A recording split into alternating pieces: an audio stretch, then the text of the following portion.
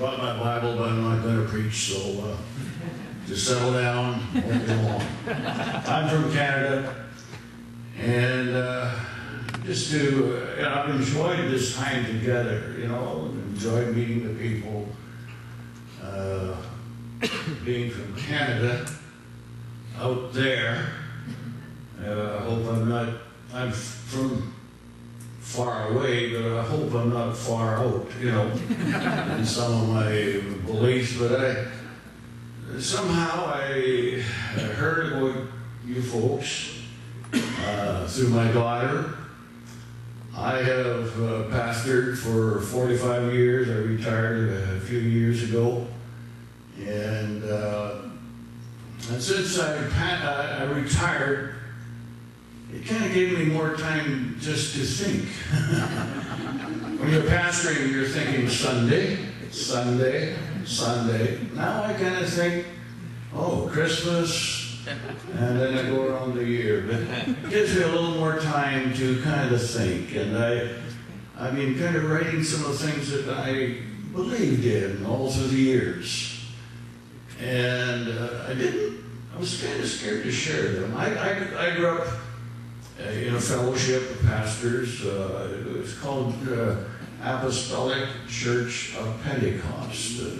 Pentecostal background and apostolic. And the real father that started it, he was from Winnipeg, Manitoba, Canada.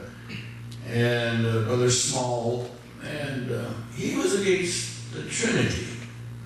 Now, I didn't understand all, but I was younger, but in our fellowship, we discussed about Jesus and the Trinity, and then we went to triunity, and that's just kind of watered down Trinity, tried to make it sort of nice in one way, but I still had a hard time with it. And anyway, I started teaching the way I teach. I don't say I'm not Trinitarian. I try to just teach what the Bible says, and you have to make up your own mind. And so I went to Bible school and met my wife. We've been married now for almost 48 years. And but my daughter somehow we contacted through the internet. I'm no good on the internet, and somehow got in contact with Brother Dan Gill. And he graciously sent me a book. I read that about 2 o'clock in the morning. I said, amen, amen. That's good. I really believe that, And so that's kind of where I come from. And I even wrote some things, and I wrote this in the last few years. And I wrote an article, Who is Jesus? And then I wrote about the Ecumenical Council of Nicaea and how that we have adopted in our kind of a doctrine of Jesus, and then who is Jesus according to the denomination today, and who is Jesus according to the Word of God. And then I wrote another article about who really is the Creator. And I always kind of, you read in there, in the beginning, God created. And then there's 5 verses in the New Testament that sounds like Jesus created. Now, I look at there's a preposition. There's by and for. There's prepositions too. Prepositions weren't in the original manuscripts. And I see it as everything was made for Jesus, his son. He's the heir. And heirs don't create, they receive.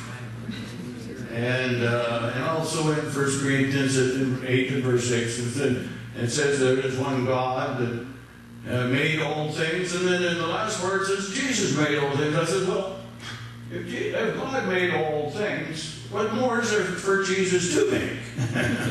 I mean, it's complete. And anyway, Jesus said, well, I can do nothing, so I read that. There's one thing I do want to leave a thought with you.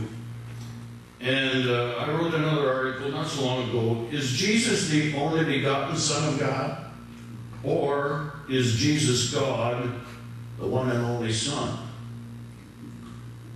And I'm a King James guy because I grew up in it. But in 1973, they took out the words, only begotten Son. And that bothered me.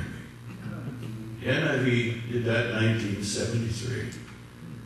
And then they also changed, and I'm just going to read it, because John 1 and verse 18. And this, I share, why did they take out the word begotten? Means born. John 1, verse 18, and they translated it, well, in the King James Version, it says, no man hath seen God at any time. Well, that's good. The only begotten Son, which is in the bosom of the Father, he hath declared him. Now, I have to find it in the NIV here. The NIV changed that.